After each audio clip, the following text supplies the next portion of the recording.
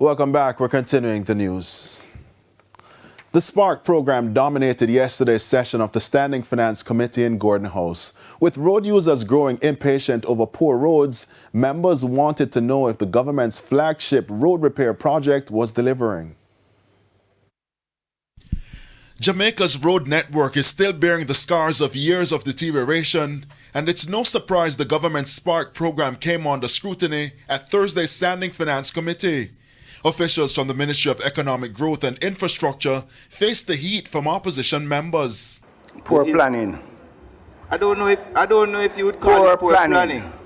Poor planning. I mean, it's better planning than you did when you were a minister. No.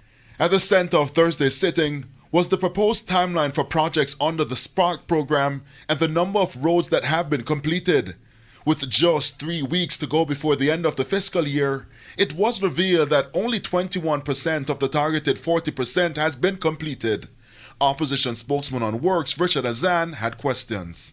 Correct. Or you are expecting in the next 2 years to complete up to 100%? Yes, I am expecting it. How? How am I expecting it? Because what we're noticing is that as the contractor, because let me give you an example. There was a shortage of equipment. The contractor imported 100 pieces of equipment, which has significantly aided the contractor in starting more roads and completing roads quicker. So now that the contractor has actually become at pace and reached scale, he's able to finish more roads quicker than he was, let's say, 6 months ago.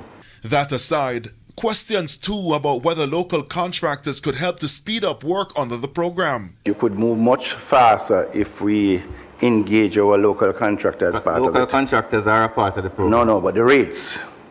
The rates the government of Jamaica has a contract with the enterprise contractor, not with local contractors.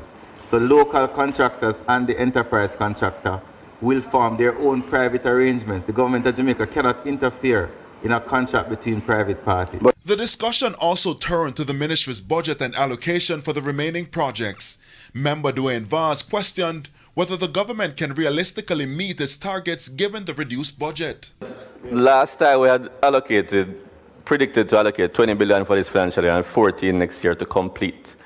Only 4.5 billion is allocated this year. So what is the reasonable expectation of the amount of roads that we can actually complete based on what you're starting in this financial year? I did say at the beginning that we expect that the contract will be completed, and we have a discussion to the Ministry of Finance where the Ministry of Finance has committed to provide the additional resources to complete the project.